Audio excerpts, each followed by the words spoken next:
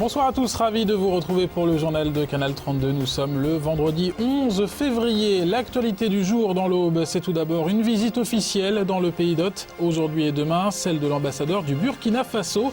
Il est venu rencontrer les élus locaux, mais aussi les responsables du monde économique et culturel.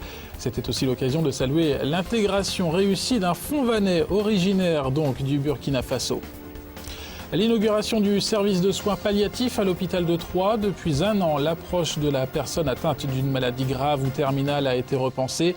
L'objectif est de soulager tant les douleurs physiques que psychologiques, vous le verrez.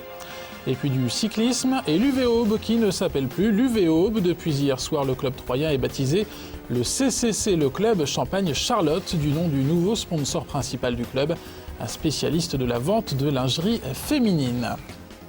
L'ambassadeur du Burkina Faso et tout son cabinet dans le pays d'hôte aujourd'hui et demain. Son Excellence Luc Adolphe Thiaw s'est notamment rendu à la mairie de Fonvannes ce matin pour y rencontrer les élus locaux mais aussi les responsables d'entreprises et d'associations. Une visite qui a été l'occasion de prendre en exemple l'intégration réussie d'un Fonvanais originaire du Burkina Faso. Le reportage à Fonvannes signé Annabelle Millet. Si l'ambassadeur du Burkina Faso en France, Luc Adolphe Thiaw, est venu avec une douzaine de collaborateurs à Fonvannes, c'est pour travailler.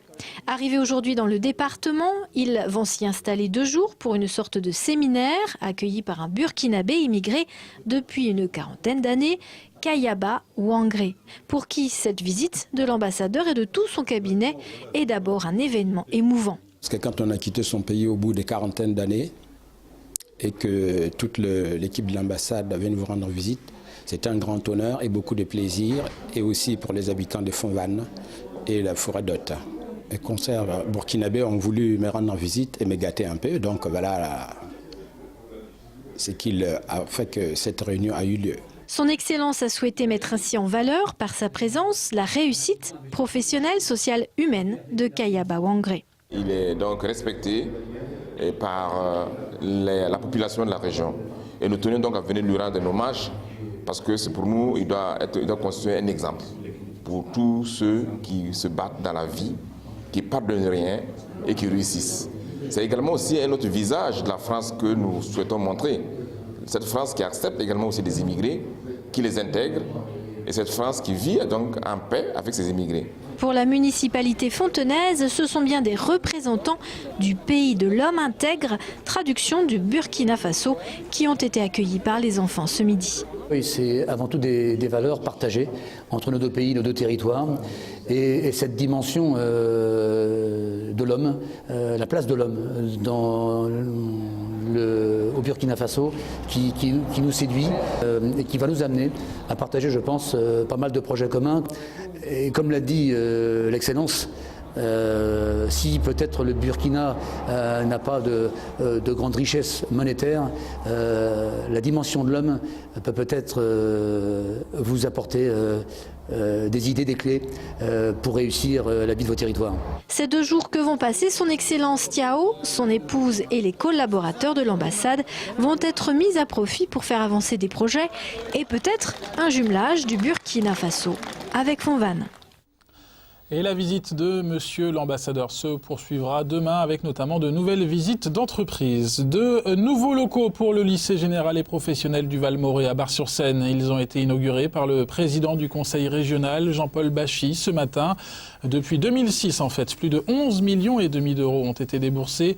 D'abord pour la construction d'un internat d'une capacité de 200 lits, puis pour la restructuration de l'externat, de l'administration et des logements de fonction. Écoutez un proviseur ravi pour ces 366 élèves. Marc Lévite au micro de Cyril Tavernet. Là, on inaugure la rénovation de l'établissement, un projet qui remonte à 2001 et que j'ai repris en charge depuis 4 ans. Donc toute la partie d'enseignement professionnel, d'enseignement général a été rénovée et puis les structures d'accueil, vie scolaire, foyer et surtout une zone importante pour les étudiants également, puisque cet établissement accueille à peu près 400 élèves, dont 50 étudiants en BTS. Il ne faut pas oublier que cet établissement de 400 élèves a 300 internes, donc il faut bien les occuper toute la semaine. Et il y avait une toute petite salle qui leur était consacrée. Là, on a pris tout un espace, la longueur totale d'un bâtiment, et ils le gèrent en totalité. Je pense que là, il y a une cafétéria, de nouveaux matériels qui ont été donnés par l'intermédiaire du foyer, bien entendu, mais aussi l'association des étudiants.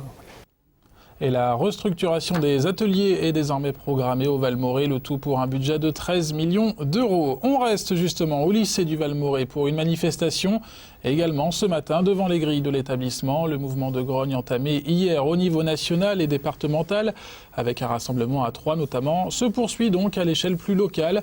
Une vingtaine de professeurs a réclamé plus de moyens au ministère de l'Éducation nationale, des moyens humains notamment. Le président du conseil régional, Jean-Paul Bachy, leur a exprimé sa solidarité. Autre événement de la journée, l'inauguration en fin d'après-midi du nouveau service de soins palliatifs à l'hôpital de Troyes. Avec 12 lits et 300 patients accueillis par an, l'unité fixe de soins renforce depuis 1 an maintenant l'unité mobile. L'approche de la personne atteinte d'une maladie grave, évolutive ou terminale a été repensée. L'objectif du service est de soulager les douleurs physiques mais aussi psychologiques des patients et de leurs familles. Reportage à l'hôpital Martial Roche. Ça a l'air d'un couloir d'hôpital ordinaire. Pourtant, un certain soin a été apporté à l'aménagement des chambres. Ce service est celui des soins palliatifs. Il accueille des patients pour qui les autres services de l'hôpital ne peuvent plus rien. Soulager la souffrance du patient devient de plus en plus une spécialité. On n'est plus dans des objectifs de guérison, mais ça reste en fait des soins très techniques, contrairement à l'idée qu'on s'en fait habituellement.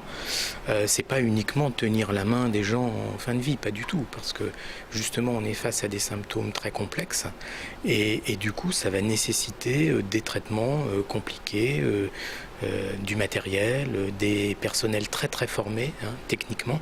Il ne doit plus y avoir de problèmes techniques pour pouvoir correctement s'occuper des patients dans une dimension plus globale. Pourtant, malgré leur spécificité, les soins palliatifs ne font pas l'objet d'une spécialisation. Formée de volontaires, l'équipe soignante de Troyes s'est forgée sur une conception commune de son métier. Ce sont des personnes qui adhèrent à une certaine philosophie de soins, qui sont très attentifs à leur prise en charge, très centrée sur la personne. Nous avons des soignants qui arrivent de services de personnes âgées, de services de médecine, de chirurgie, de réanimation, c'est divers. La question de la fin de vie tente à déborder le cadre médical. Face aux interrogations, aux craintes des malades et de leurs proches, les réponses peuvent être psychologiques, spirituelles ou encore culturelles. Surtout dans un tel cadre, les règles se doivent d'être assouplies. C'est une seule équipe. Il n'y a pas d'équipe du matin, d'équipe d'après-midi, d'équipe de nuit. On est dans une alternance. Nous travaillons 12 heures, 2 journées et une nuit à la suite. Donc, ce qui permet vraiment une bonne connaissance de la personne sur un temps court. Ça permet aussi beaucoup de repos à la suite et ce qui permet aussi finalement à la personne, aux soignants, de pouvoir prendre un petit peu de recul, de se ressourcer. Ici, il n'y a pas d'horaire, il n'y a pas d'horaire pour manger, il n'y a pas d'horaire pour dormir, il n'y a pas d'horaire pour les visites. On s'adapte complètement à chaque situation. 190 patients ont déjà été traités par l'unité de Troyes. Il devrait être 300 à 350 par an dans les prochaines années. En Champagne-Ardenne, une nouvelle unité est en projet à Charleville-Mézières et une autre pourrait voir le jour en Haute-Marne. On ouvre la page des sports de ce journal avec tout d'abord du cyclisme. Cela faisait 104 ans que l'UVAube, l'Union vélocipédique de l'Aube, évoluait en rouge et noir. Ce ne sera plus le cas. La nouvelle entité du club a été révélée hier soir au Théâtre de Champagne. C'est un nouveau nom, le CCC, comme Club Champagne Charlotte. Du nom du nouveau sponsor principal, un spécialiste de la vente de lingerie féminine. Du coup, le maillot change aussi. Une jeune femme en sous-vêtements apparaît sur le dos des coureurs. David Mutel, Liv Bartholoméo. Depuis 2003, l'UVAube avait complètement abandonné toute présentation de son effectif à la presse. Alors quand le club centenaire a décidé de dévoiler son équipe 2011 et qui plus est au Théâtre de Champagne, il y avait de quoi se poser des questions. Et l'annonce faite hier soir a fait l'effet d'un raz-de-marée. Le club, qui s'appelait l'UV Aube depuis sa création en 1906, changeait de nom en se nommant Club Champagne Charlotte, du nom du sponsor. Charlotte, représentée par son PDG Véronique Garnaudier, qui a donc accepté d'accoler son nom à celui d'une équipe cycliste. C'est un investissement quand même important, c'est normal, parce que l'équipe a des besoins, c'est normal aussi. Les jeunes sont pleins d'enthousiasme, sont pleins d'énergie, on croit beaucoup en eux et je suis sûre qu'ils vont performer cette année. Une innovation rendue nécessaire par le coût d'une équipe évoluant en DN2. On parle d'un budget oscillant entre 150 000 € et 180 000. Cela n'a pas gêné les dirigeants historiques du club, tels que Michel Huet, licencié au club depuis 1957. Non, c'est pas terminé l'UV-Aube. Il y en a toujours UV-Aube qui est marqué sur le maillot quand même. Bon, maintenant, oui, on a changé d'identité, mais l'UV-Aube, bon, ça restera quand même. Il y aura toujours UV-Aube.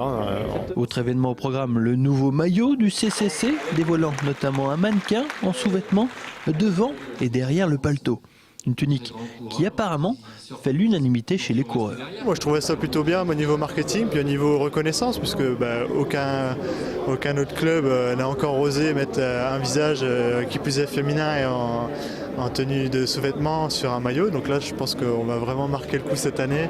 Bouleversement aussi dans la direction sportive puisque la Fédération française de cyclisme exigeait aussi un entraîneur diplômé dans les équipes sélectionnées.